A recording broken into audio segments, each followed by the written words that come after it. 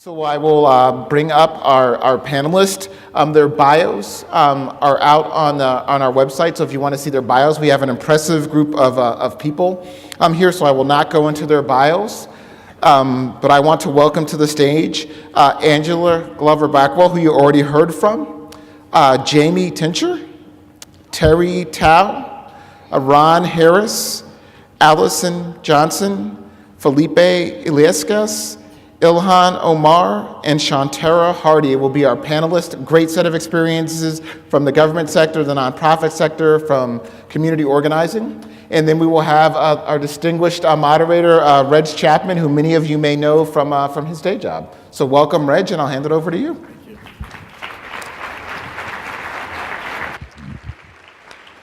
Good morning. First, I'd like to get a round of applause for the United Way for facilitating this discussion today. It's important that they're on the forefront of bringing our community together, and I'm just thankful that they did that today. Angela, thank you for your inspiring words. And that's where we want to start with our panel this morning. She did deliver an inspiring speech. Is there one thought that really resonates with you, and what is it? And I'd like to start with Jamie. I'd like to hear everybody's take on this, please. Great. Is it on? Okay. Jamie Tincher, I'm the Chief of Staff to Governor Dayton and Lieutenant Governor Tina Smith, and I'm so thankful and grateful that I had the opportunity to hear your remarks, Ms. Glover-Blackwell, and I'm frankly honored and humbled to be invited to speak on the panel today. There were three things that really struck me during your remarks. The remarks around the urgency, the need for us to think about it all the time, and to consciously remove barriers. And I think about those three things in my professional work, but I'm going to start my remarks on the panel from a very personal level, because I think that's where we should start as leaders. And so I'll be honest, 3 years ago, I probably would have been sitting in the audience and I wouldn't have heard or understood, or it wouldn't have resonated with me many of the things that you said. And I've been on a journey around this topic, and I'm very thankful that I've had a number of teachers and mentors on that path, and I'm going to speak to two of them. Commissioner Kevin Lindsay and his approach and how he has worked with me along this journey. At least 3 years ago, he started working with me, and his approach is very much, he would ask me questions, and when topics would come up and things that we were grappling with, he would just very consciously and very intentionally help me figure out what I wasn't seeing at the time when we started the conversation, and he's been very instrumental in me being able to grow in that path. And the other teacher that I've had is Commissioner Brenda Casilius, and there was a moment when we had some decisions that we needed to make, and I wasn't seeing it, and she didn't have time for me to grow in my path. She needed to tell me very clearly, Jamie, you are not getting it, and I don't have time for you right now. And and I think about that in my professional role, and the way that I need that urgency. I need to think about it all of the time, and I need to be consciously removing barriers. And so when I work with people in state government, I need to very consciously take the moment and say, is this a moment where I need to let this person or this group grow and I need to spend that time? Or do I need to say, I don't have time for you right now because this needs to happen? And I think that that's just a very critical piece in what I need to understand in my role as Chief of Staff. Well, good morning, everybody. I'm Terry Tao of Nexus Community Partners, and I think what Angela said that resonated with me quite a bit was helping prepare people be the future we want. And some folks know here that I actually run a program that trains leaders to sit on publicly appointed boards and commissions, and I'm actually very honored to be on stage with a current fellow and an alumni of the program too. And so, because it really is, how do we get people there? Well, we have to teach them all the steps along the way and the nuances, and that's how we create the conditions for change. Because we all don't know. A lot of the process stuff to making policy change for equitable outcomes is quite a mystery. And so we really have to be committed to building the capacity of people, bringing voices to the table, voices that sometimes challenge us, but that actually make us better in the long run. And so, because it's these points of tension where we really have some real change that's able to break through at that point. Morning, everybody. My name is Ron Harris. I work for an organization called Neighborhoods Organizing for Change, where I lead on. Yeah. Appreciate it. I do policy work for that organization. And Reg, I think that was an unfair question to name one thing that Ms. Blackwell said, but I'll do my best. One quote that I wrote down that she had mentioned was, having a right is hollow if you can't exercise it. And I think that's one of the biggest issues that we face in this country, and particularly in this region, that on paper, people have the right to do just about everything that everybody else has the right to do. But we don't think about the outcomes and how some of these laws and some of these rules and policies are disparate in their outcomes and their implementation. So that was a really great point. I appreciate the fact that you mentioned that. And the second thing that you said that I wrote down was, this work, we need to think about this all the time. We can't just think about it in this conference where we feel good and we are a room full of like-minded folks for the most part. We need to think about it every single day. I tell folks all the time that equity is everybody's everyday work. There's no role too small, there's no role too big to participate in this. I think that throughout your daily life and throughout your daily work, you should think about, how are my decisions, particularly if you're in leadership, how are my decisions adding to the issue or alleviating the issue? And oftentimes it's not that black and white, but you'd be surprised if you go about your day and go about your daily work and figure out there are points and opportunities and points of interruption in your daily work and in your daily life that you can contribute to the movement. So. Good morning. My name is Allison Johnson. I'm a Ron McKinley Philanthropy Fellow at Headwaters Foundation for Justice. And the statement that you made, Angela, about in order to advance equity, we need strategies we have not developed before. And the example you gave of the curb cut made me think that in order to develop these strategies, like how do we get them? We need to listen in a way that we have not listened before. And I think one of the key components to doing that is to bringing people into the conversation who have directly experienced injustice. And that it's not a complete conversation unless those people are engaging with us and in the spaces where a lot of times decisions do get made and have true voice and ability to communicate those things. Morning, everybody. My name is Felipe Yescas. I'm with Midwest Policy Solutions. And I suppose the one thing that I'm going to choose today about the speech that we just heard is the word inclusion. When she talked about inclusion in the beginning, it really resonated with me because that's one of the things that I've been advocating for many years, especially in politics. Midwest Policy Solutions is a firm of color working for people of color. And inclusion comes in many, it could come and it should come in many different ways. For example, United Way did an excellent job in including people of color and designing this forum, and it's an excellent beginning, right? And we all have to do that. We all, as you all go back to your jobs after today, things don't have to stop after today. As you go on and on about your lives, about your professional lives, think about including voices of color in what you do. In politics, for example, we have task forces, working groups, but we need to increase also the voices of community members present, because we can't make decisions for people of color without having people of color present. So it's just one of the things that really resonated, and I want to encourage everybody to include more voices in your daily work. Thank you.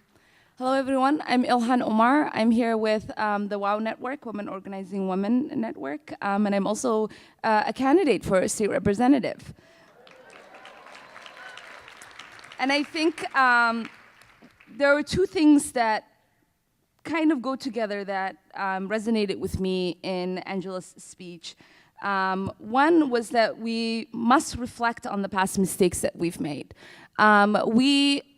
There are a lot of our history that we forget to acknowledge, and we refuse to learn from. And there are a lot of policies that have been created that kind of set us up for the current inequalities that we have. And without acknowledging that, we can't move forward. And I think the other thing that resonated with me was when Angela said that this isn't a part-time thing. We can't choose when we think about this particular problem, whether it affects us or not. We must think about it all the time. And I think about the current movements that are happening, and I think about what Black Lives Matter is trying to do in making sure that your life is disrupted so that this is a thing that you are thinking about constantly. When traffic is shut down and people are inconvenienced and all they're thinking about is, I need to get home, why is this happening? Is that they want you to think about how their lives are constantly disrupted by the decisions we are making, so that you are now going to go home and you're not going to sleep because you've been inconvenienced, and you're going to think about the kind of decisions you made all day that have inconvenienced those lives as well. And I think that is important that we keep that at the forefront.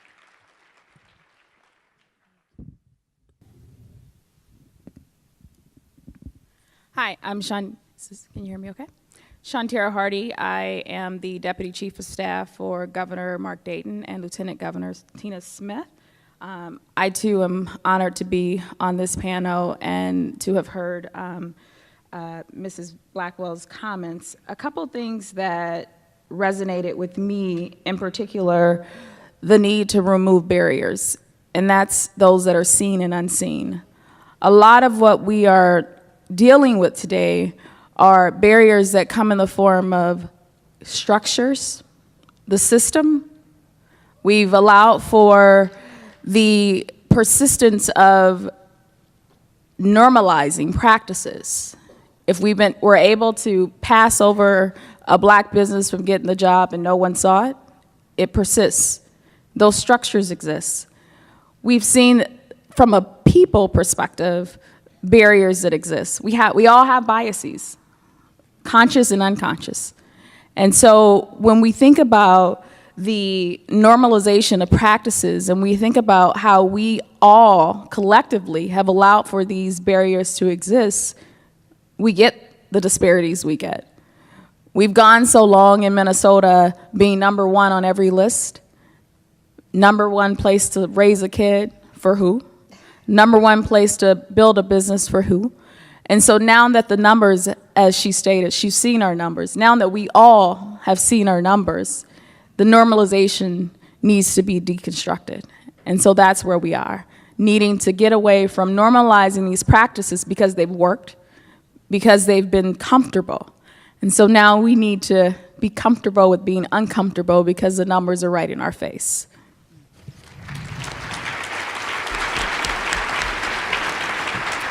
Thank you, and I hope you all are thinking about questions you'll have for the panel. In just a few minutes, you'll be allowed to ask them the questions that you have in your mind and in your heart. For the panel, what one thing do you think we as a community need to do differently or more boldly to do the real work that it takes to make progress on race and equity? I hope you guys take the gloves off on this one. Let's start with Ron Harris.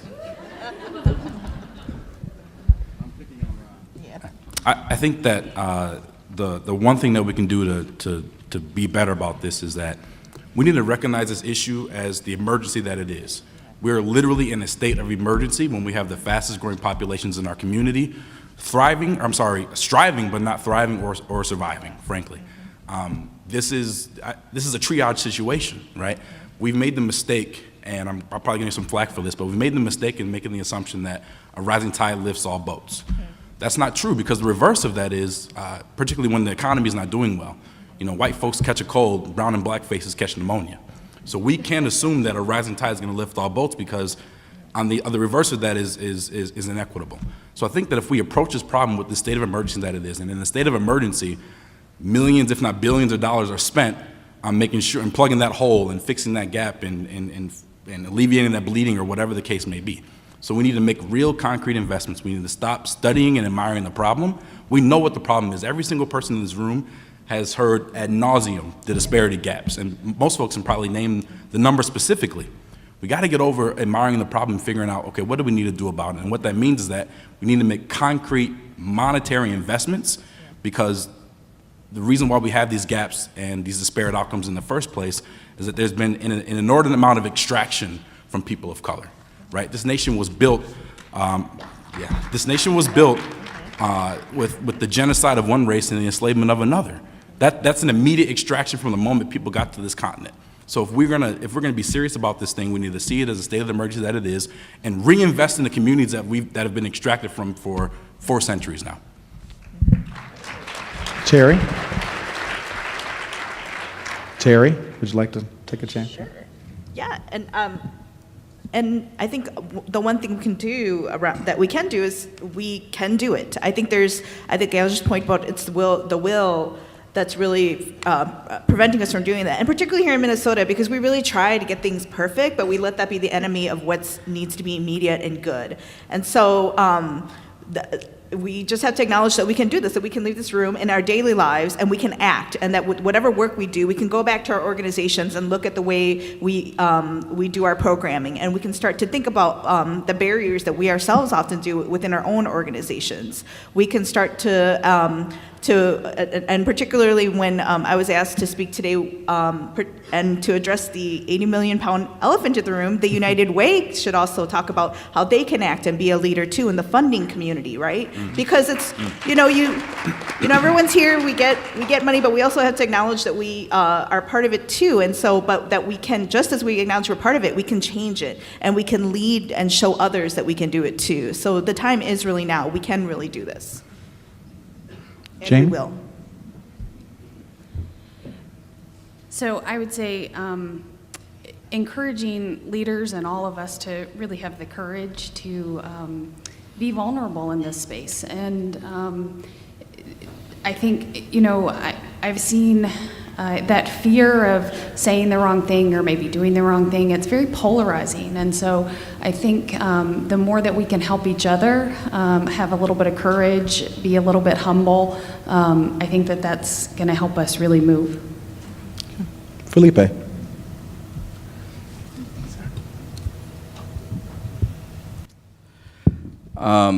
Well, again, I want to reiterate inclusion, right? I'm hoping that we have some members of the funding community here, and being in the nonprofit sector as well, I have experienced the frustrations of organizations that they have to comply with what it says on the grant that we have to do, what it says on a grant that we have to measure. And sometimes as organizations, we know the work that needs to be done. We know that certain things that come in the grant are not the best tactics or options. We know that it could be something else, something better. But if funders don't, for example, don't sit down with organizations and look beyond the usual suspects as well, and look for smaller groups that might not be organized yet, smaller organizations who maybe just started working, and see them as experts in the subject matter, and listen to them as far as what they believe and what they know that the community needs, and build those grants around that information.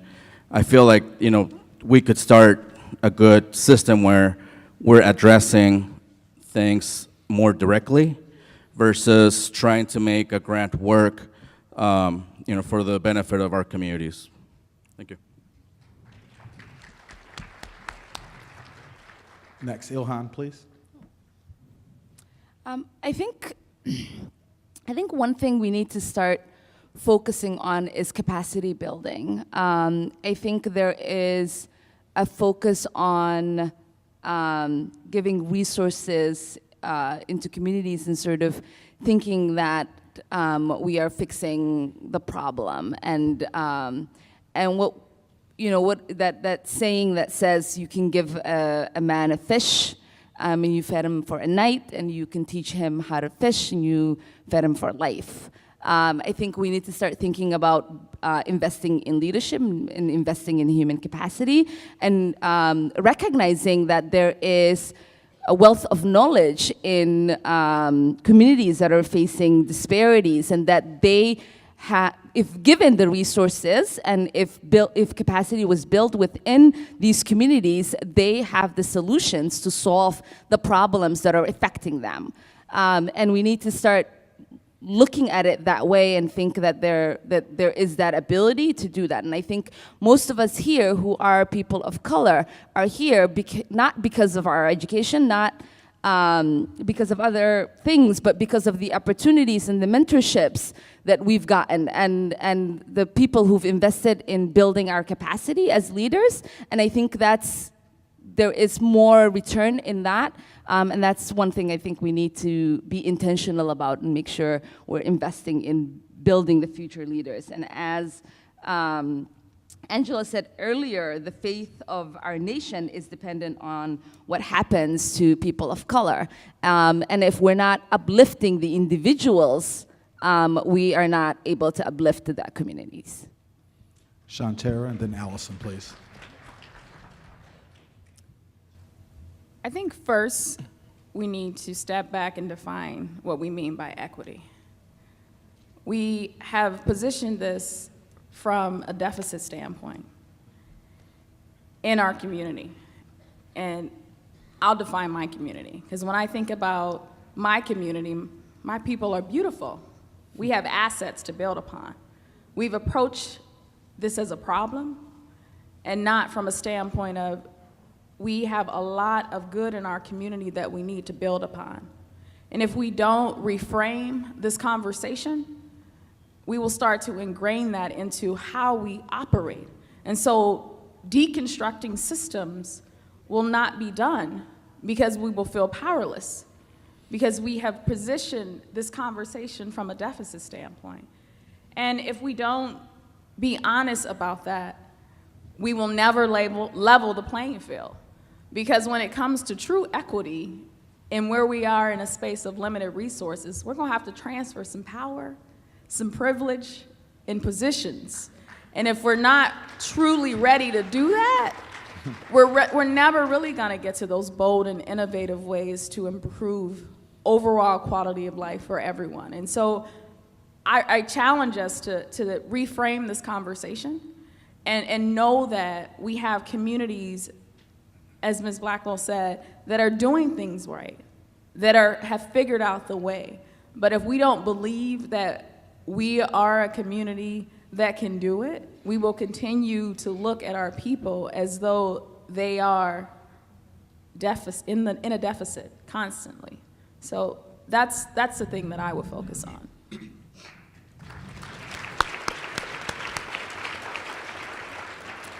I'd like to add to what Shantara just said. When I think of the community gathered here, I think of folks who have leadership positions in government, people who lead in our thriving nonprofit sector, and funders who have an incredible responsibility in our community to help move this equity agenda forward. So in the context of that community, I think one thing that we can do is to look at people and people in our community as leaders to be developed, not as clients to be served or problems to be solved. And with that shift in a framework, I think we start to get different answers and we look for different results. Wonderful, wonderful. Another, yeah? Yes, ma'am. Mm-hmm. I think those were great answers. I just wanted to add one thing, that when I think of what this community can do, I think you have to set goals, and you have to set the shortest, most realistic time frame in which to achieve those goals. And you have to set the goals in the spirit that you would if it were your child, your sister, your husband, your brother, your father, your mother.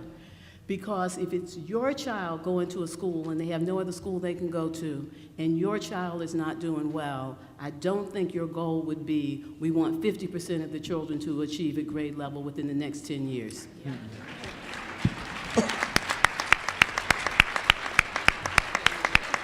Thank you for that insight. Panel, what do you think is getting in the way of closing the disparity gaps, economic, income, education, and health in our community?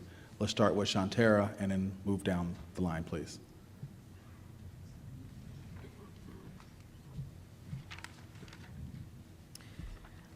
I'll speak for my everyday role, what's getting in the way. In state government, it's, as I said earlier, it's sometimes easy to operate under practices because they've always worked. And when we've normalized these things, we aren't willing to step up to actually get them done. And we've positioned ourselves that when we look at disparities and we look at these gaps, they're numbers, they're percentages. These are people. These are people's lives. These are people that are trying to figure out, how am I going to feed my children tomorrow? How am I going to get to work? And so this is getting in the way of actually helping people, that we've pulled ourselves back from the problem and positioned it from a standpoint of X%, 30% of Black people in Minnesota are living in poverty. That's so abstract.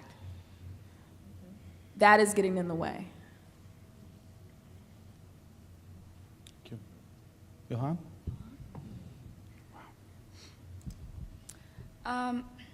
I think there are a few obstacles to seeing real change. I think we are operating under systems that were not designed to serve communities of color, and so thus we see these disparities. And I think there's been a lot of focus on making change within the system, and I think sometimes we have to think outside of the frame of these systems and think about creating new systems that are designed by the people that are impacted the most, so that they can work for them.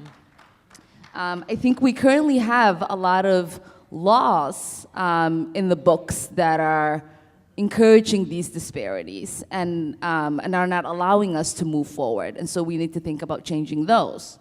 I would say political will. I think it's sexy to have these conversations. It's sexy for us to come to these conferences and have a good meal and network and greet our colleagues, but it's not sexy to do the work.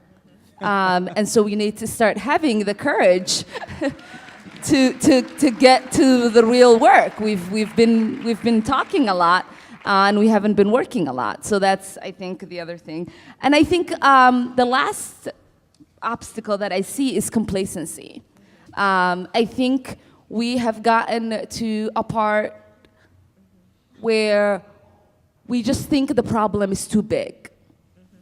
We think we've tried it all, and we're just bandaging the wounds. I think we're starting to wake up, and I think we need to get fully awoken, and we need to stay awake so that we can get to doing the real work.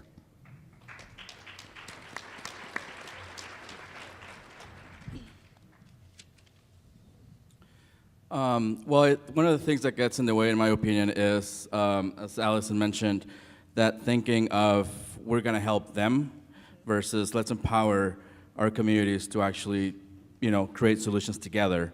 I would say that another thing, too, is the lack of willingness to accept the fact that we have systemic racism in the state, in the country, everywhere, and that's affecting everyone's lives. I was recently in a hearing in the new Senate building where the demographer was presenting the latest figures, right? Latest percentages about disparities. And as she was presenting those numbers, some of the questions from the panel were around, well, how does, the influx of refugees is impacting the African American community, or how is the influx of immigration, create an impact in the poverty percentages? And it just seemed like instead of absorbing the information, acknowledging that we have a problem and that it's everyone's problem, but we have to create solutions together, they were sort of looking for people to blame. They were saying, well, what if it's because of this, or what if it's because of this other thing? So I would say that that's one of the things that's also getting in the way.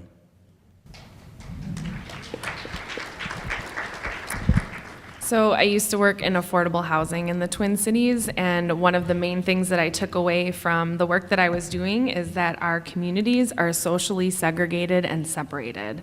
And I think the lack of spaces where people genuinely interact and build relationships across not only lines of race, but also across class are a major thing that's holding us back, because I think that lack of opportunity can often lead to a lack of awareness and a lack of empathy when having conversations like this.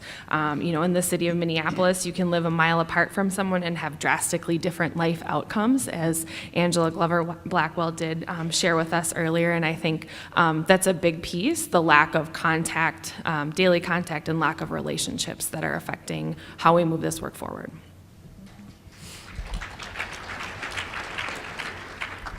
So what's getting in our way? Wow.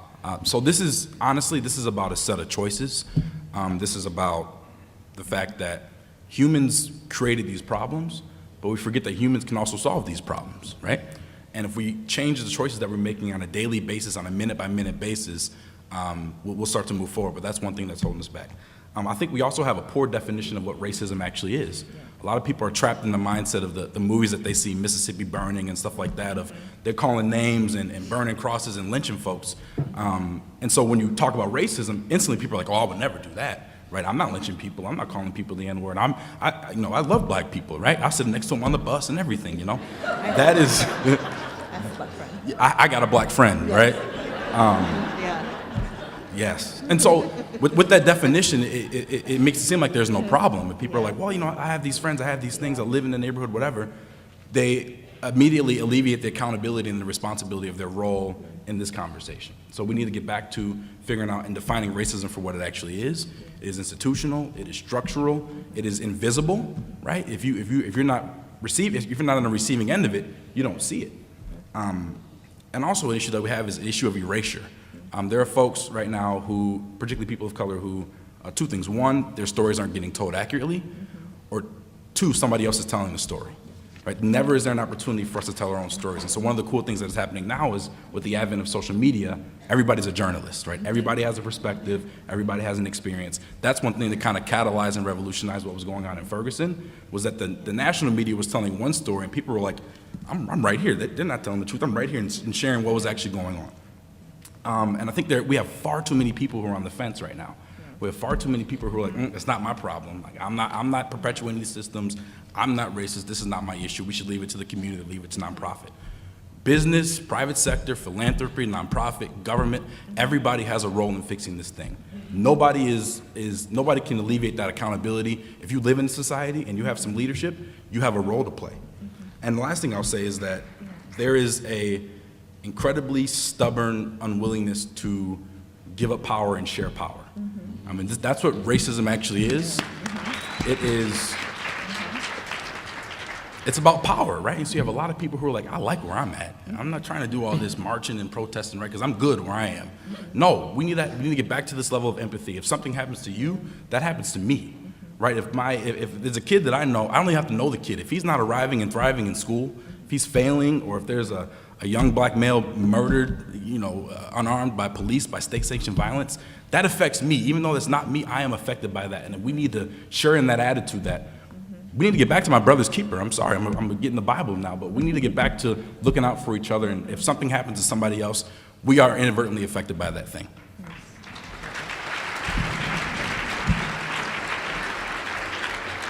I particularly echo Ron's point about finding out the roots of racism and continuing to talk about it. I know somebody said, well, it's uncomfortable, but at the same time, the more we talk about it, the more we get comfortable with it, right? And I think that's one thing too, to go look at the deep ways in which it is embedded within our structures and systems. And I think also going back to another barrier about unrealistic expectations that whatever we need to roll out, it needs to be everything, not only in terms of the way it's managed, but then in terms of the way we report. We expect everybody will achieve X, Y, Z as a result of this wonderful program or whatnot that we're doing. And I think part of it's to say, no, we know we are making an impact. And I think it's having the courage to say we can't, to manage manage these expectations with various community members too.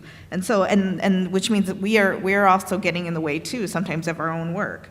And so, and lastly, as I think about another thing that's getting in the way, particularly for me as I train leaders, is sometimes it is, as Jamie mentioned, the confidence piece and the ability to say we can and we'll be doing it. So I think it's incumbent upon all of us to be supportive of the capacity building and supportive and saying this is possible. That really resonated with what I was thinking. What I've seen happen in state government, we have so much progress we need to make in state government, and I find myself in conversations where I've started to talk about it in this way, where I say, we have to get out of the locker room where we're trying to design the Hail Mary pass and get on the field. Just get on the field and move the ball. Just make something happen, and then when we get there, we're going to make the next thing happen. And that's really been a struggle in state government because it is so large. There is so much that we need to do, and sort of breaking through that that sort of staticness because we're thinking about all of it and we're just not moving. Ms. Angela, did you have a comment? Okay. Now it's time to hear from you all. I'm sure you all have questions you want to ask of the panel. There should be people to my left and to my right in the back. She has a microphone. You just raise your hand and we will address your question. There's a hand over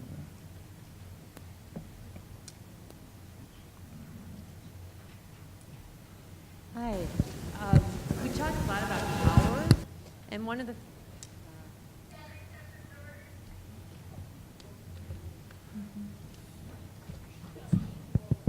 better? Nope.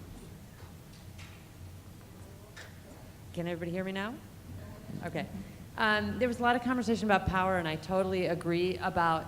I agree about that power is one of our big issues, and we have to be able to give something up and do that. But I also see when change happens in this country, a lot of it really happens a lot when the corporate America, the leadership of corporate America supports that change. We saw that happen here in Minnesota with the marriage amendment. We saw it happen nationally with marriage equality. And I want to know, there's not a lot of corporate here. We saw nonprofit, we saw government. How do we get corporate leadership engaged in this conversation and agreeing that this is a national problem and not a race problem or a new immigrant problem or an African American problem? How do we get corporate America at the table? And what's our role for those that are in government and in nonprofit in helping make that happen?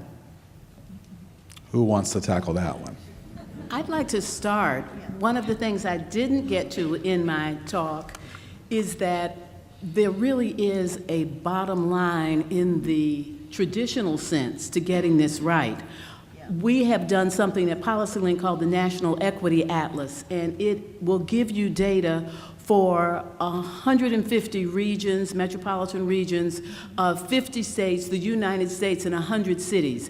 And it's data that really is put up in a narrative. It starts off by talking about the shifting demographics at each one of those geographies. It goes from 1980 to 2040. Then it talks about things that need to be addressed to have more economic inclusion and let you know how you're doing on that in terms of minimum wage, transportation. And then it talks about what will be the benefits if we get it right, and what are the benefits to the GDP. And what we show is if the curve for employment, for income, if the curves were the same for people of color as for white, it's not that everybody makes the same salary, but if people at the lower end, people at the middle, people at the top, if you close that gap, the GDP would be $2.1 trillion higher for the nation. $2.1 trillion higher.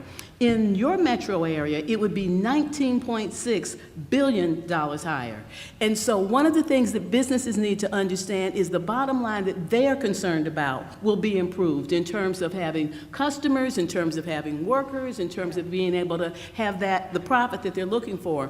The other thing that is happening is you have the moment to be able to get more businesses involved because of the emergence of the whole notion of shared value. Businesses are starting to embrace this notion of shared value, and they're also beginning to understand that the bottom line is improved when you get the inclusion agenda right. So we need to talk about this in those terms. And one other thing in response to your question about power, we need to shift power, but we also need to do something else. We need to use the power we have. That you don't have to give somebody else your power for your power to produce the right result. It will eventually lead to more sharing of power, but don't ever forget that you can use the power you have in a different way right now.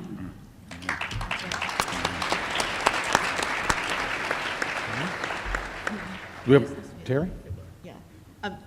Angela said the statement about the double bottom line. I think there's a lot of, now what's really emerging is a lot of public-private partnerships too. I think businesses are starting to see that it is impacting their bottom line. Who are their new workers going to be? But at the same time, I would say those that don't refuse to acknowledge, it might be okay. Because what will happen in the economy, what happens in nature and biology is something else will take its place. And so there will be, so if not, those businesses don't understand, we will find other alternatives. We will form our own. We will, and be owners. And so I offer to say folks are getting on board, but that there's also this possibility of something else coming along too.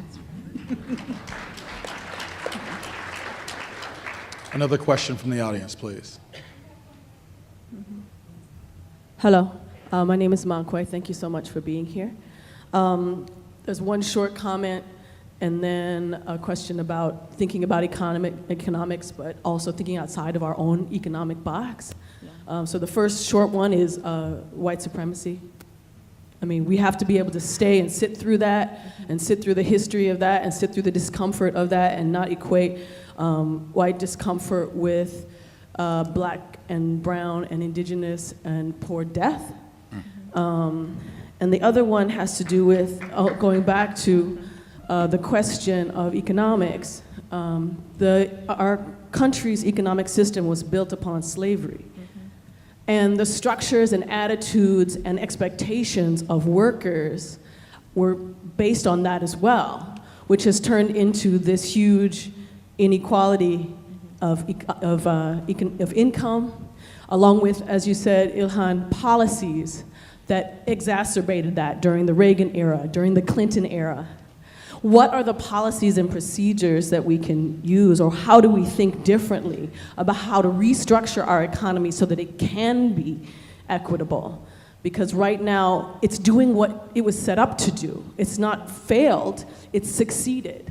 And how do we change it into something else? Brother Harris. That's an awesome question. I'll try to take a stab at it. One thing that we can do, and this is going on right now, is starting to bring back value into workers, right? On their job sites, making sure that people have a fair schedule, a fair, adequate notice of when they're gonna work next, making sure that people are paid adequately, not a minimum wage, but a living wage.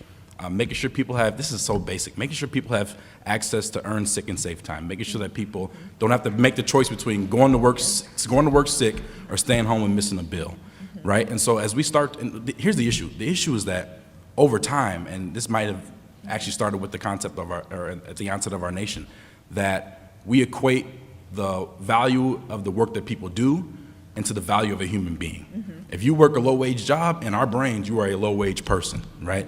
And we got to get away from that mindset that we're equating people's value to their labor. And we also need to get back to the idea that, I actually do believe that small businesses and businesses in particular have been driving our economy, but people forget that the workers are the people who are actually driving that economy. The worker, if they didn't show up every single day, we wouldn't see these profits, we wouldn't see this economic output. And there needs to be a real serious intentionality about making sure that people are treated right on their job sites, at their places. And to get it political for a second, making sure people are playing by the same rules and no more corporate loopholes, none of those tax breaks, right? Like, I'm not getting a tax break. Why do I have to pay a higher tax bracket than CEOs for running these huge Fortune 5s, right? That's not equitable. And that's a clear policy that we can make that'll start to get the wealth back in the pockets who've produced it. We are at an all-time high right now when it comes to productivity. And it used to be the fact that when productivity and inflation rose, so did wages. We got to a point about 30 or 40 years ago that productivity was skyrocketing and wages were stagnant. That's a clear way to make sure that we get money back in the pockets of the people who are making it.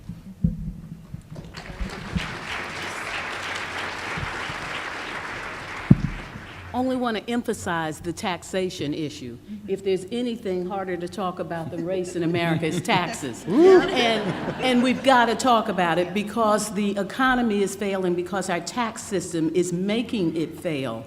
That if we're not taxing wealth, if we're not taxing corporations, if we're not taxing the wealthy, we're not getting the money back in the system that it takes to be able to do the thing that you now are convinced is urgent, and that is create equity. We have got to do that. We are not a poor country, and we absolutely need to stop acting like one. And the way to start is with the tax system. That is hard to talk about. It hits us all personally, but it is fundamental to getting this right. Questions?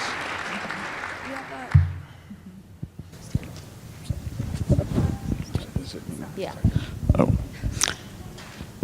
Hello. Oh, sorry. Are we doing her?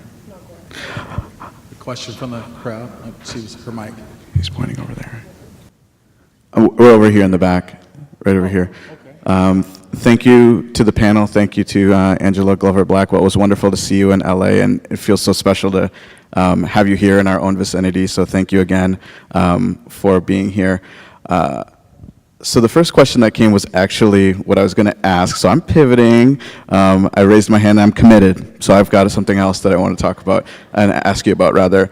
I want to poll the wisdom of the panel on what you feel individually is, for you, the key underlying frame shift that that you would like to put out to us. And the reason I thought of that is in thinking about the business sector, and I come from the Center for Prevention at Blue Cross Blue Shield Minnesota, I'm constantly thinking of when we're in conversations with people around the enterprise and around other companies, how do we reframe the value of how people perceive what equity will do for an organization? And I really loved what I heard earlier today about the fact that we have never, ever seen the true return on investment of a just and equitable society. We just haven't seen it. And that's incredible. And so I love that you provided those GDP statistics. I wonder for each person on the panel, like what would be sort of when you go home and think about what is a critical reframing that we need on on this spectrum of this discussion, what would it be? Thank you.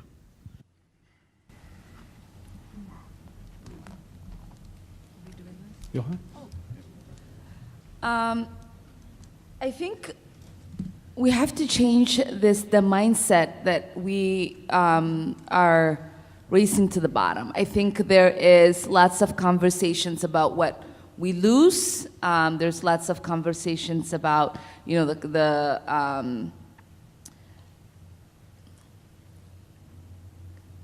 lot of conversations that are happening that sort of are not talking about how when we invest in increasing the minimum wage, we are able to get a lot of more money into the system. We're not having conversations about when we do higher taxes, when we start taxing corporations, and when we increase our taxes, how there is going to be a shift in that. When we start to do power share and and when we're asking our allies to sort of give up some of their power so that communities of color can gain some power, we're not talking about how that's going to shift and how there is a different impact and everybody is able to gain from that. And so I think that for me is one shift I'd like to see.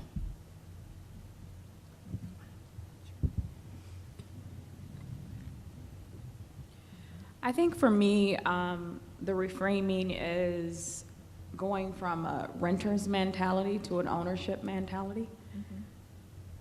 We have to own the choices we make. We also have to own the positions that we're in. And for me, sitting in the governor's office, in the position that I'm in, I have to own what it is that I need to get done while I'm there, for good and for bad, and be that vision of possibility for individuals that grew up the way I grew up. I'm from Youngstown, Ohio. Never would have thought I would be here. But it was intentional investment in people taking ownership in me. And so when we think about equity, let's think about it from the other definition. When you invest in something, you get the equity. You get that return on investment. And so if we start thinking about this work and own it, and own our piece, and come every day ready to do what it needs to be done, it's just the same as when you own your own home. You take more pride. You take more time. You're more thoughtful about what it is that you do. And when you own your piece in this situation, you're more thoughtful about opening up your network. You're more thoughtful about bringing more people to the table and providing more opportunity. And for me, that's what I'll continue to do and continue to press myself to do, is just to own my place and my responsibility and doing what I need to do to improve my community and the community around me.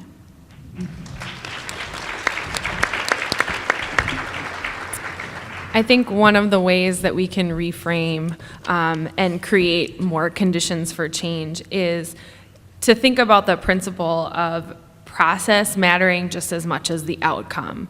I think in our society, we are very driven toward outcomes and looking at the data and what that says at the end of a process. But in order for us to move equity forward in our communities, I think we need to analyze the process and how we get there and recognize that to many communities, the process actually matters more than the end result. And so I think that's how we continue to build relationships with one another, is engaging in process, thinking differently about that, and not being so laser focused on the outcome that we leave people behind. I think we have time for one more question. I know I saw Reverend Jerry McAfee's hand up quite a few times. I want to make sure that we do hear from him, if we can, and then this lady also. Yeah, a couple of waiting questions around. Two more? Check. Quickly. Thank you. Thank you all for being here, and thank you for your wisdom panelists. As a young person and as a mixed race person, one of my greatest frustrations is in that the nonprofit, philanthropic, and governmental sectors, diversity and equity begins and ends with having people of color in the organizations without acknowledgement of their positional power and the work being done within the organization to intentionally foster equity. My question is, what do you see as the internal work that needs to be done within organizations and within all of us to foster equity? I think that's a very important point. And so, I could make the business case about diversity, but the benefits of diversity you only achieve those if you actually create the inclusion, and that people, it's one thing to have people at the decision-making table, but if they don't feel fully themselves and if they aren't empowered to give you their perspective and their wisdom around an issue, then you haven't achieved anything. And so in my position, for me personally, what I have given myself as a goal and what I need to do is to make sure that when I'm in those rooms that I'm helping to empower that diversity to actually be included in the conversation, and that we're listening to those voices, and that we're incorporating that into decision-making throughout state government. I would also say too, it's not like we haven't done this before, right? And so it's not just about, when we look at racial equity, about people of color, but remember we looked at gender equity and women's rights too, right? And so, and some folks have heard of the greatest beneficiaries of affirmative action have actually been white women. So let's not forget the precedent for work around equity that's come before us. The ADA Act, I think, was the beautiful example that I've heard before, said before in some work too. So I think that what we have to do internally is say we've done this before, we have figured it out, we can do this better, and then use that as framing to help us move forward. So we have folks here from philanthropic entities, nonprofits, and corporations. We just have to remember that all our voices are very powerful, especially corporations. Your voice is super powerful, and it affects us all, not just through the work that you do, but also through your impact on politics, for example. So I just want to encourage us all to use our powerful voices and help us advocate for the right policies that we need. Thank you. Brother Ron. Real quick, I think that will help. We need to change why we're doing equity and why we're doing diversity. A lot of folks are like, well, we're going to hire them to make sure that we have the representation in the organization. And that's a weak reason to do that. Like, if you are truly invested in equity and diversity, you will show that, right? So not only am I going to hire this person, I'm going to invest in the person that I hired. I'm going to make sure that there's a clear pathway to some mobility up the ladder and things like that. So when we think about equity as something that we have to do, we do it reluctantly and we do it to check off a box. Think about equity as an investment. Think about it as something that we desire to do, we want to do. This is exciting. This is an opportunity. And when we view it in those terms, we view it with that more positive affirmation of why we're doing it, I think that we'll start to see different decisions internally. Not only are we hiring entry-level folks, but we're putting them in decision-making capacities, and then we're going to be happy with the decisions that they make in those capacities, right? Our last question. Chair. Thank you. Lest the totality of our problem get only bound into one situation, as tragic as it may be with Jamal Clark, let me remind you that between Minneapolis and St. Paul, you had 70 other homicides collectively. And since the United Way has been absent on the block for the last 15 years, it would be nice to know now, since there is this sense of urgency, what the United Way's response will be. Good to see you, Shantara. Good to see you, Jamie. Since MnDOT has been lacking for over 20-some years in their commitment to a diversity of inclusion through contracts and otherwise, they ain't made it yet. Can we rely on you all when you get back to the governor's office today? Ask him to pull those lead contractors to the table and see what they can do today as it pertains to contracts, and compliance, as well as workforce, that we can do today. Lastly, to Headwaters, since you guys are always moving into something new, and I see that's what we're doing right now, we continue to move with something new because we don't want to hear what's been there before. I see Steve Belton here as well from the Urban League, new president, that maybe you guys can have a conversation so we can see how we can deal with this situation even from philanthropic perspectives, and this is urgent.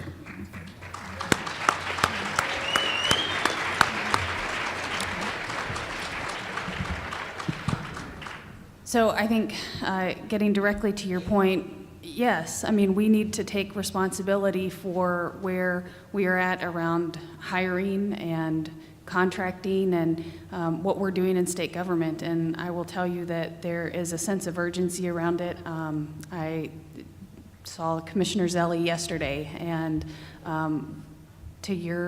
specifically to your question, yes, we're moving on it, and there's a lot of work that we need to do, but we are responsible for it, and we're going to take that responsibility, and we're going to make a meaningful difference in each of the things that you just mentioned.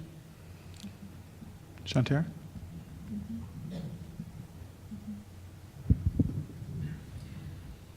Yes, I'll echo Jamie's point, and I think for us it's intentional deconstruction of how we've done stuff. And so not only making sure that the process makes sense, to your point, bringing contractors to the table to say this is a responsibility, and if you want to do business with the state, this is where we're moving. And I think the other piece of that, from a standpoint of being ready, that if we are to deconstruct the system, that our businesses have the capacity to do the work, to be ready to accept the challenge. And so it is our role as state government to make sure that both of those things happen. And so we're committed to doing that and look forward to working with you and others to make it happen. And so I think from the governor's standpoint, he has said a number of times he's doubling down on the things that he needs to do. We don't have all the answers, and so please reach out, let us know when we're moving down the pathway the right way and when we're making missteps. I think that's going to be most important. Ms. Angela? I just wanted to add two things, not necessarily an answer to the question, just things I wanted to say before I stepped off the stage. One is that if any of you would like to show the video, you can find it on YouTube, hashtag Claim the Torch. It's yours to show, use it any way you like. The summit is always a great opportunity for me to learn, and in listening to the amazing speakers, two things got said that I want to lift up because they seem relevant for this conversation. One was that the first revolution has to be internal. The first revolution has to be internal, inside ourselves, inside our organizations. The first revolution has to be internal. And the other one was said by Nick Tilson on the closing panel. He said that partnerships move at the speed of trust. Let's give a round of applause for our wonderful panel today.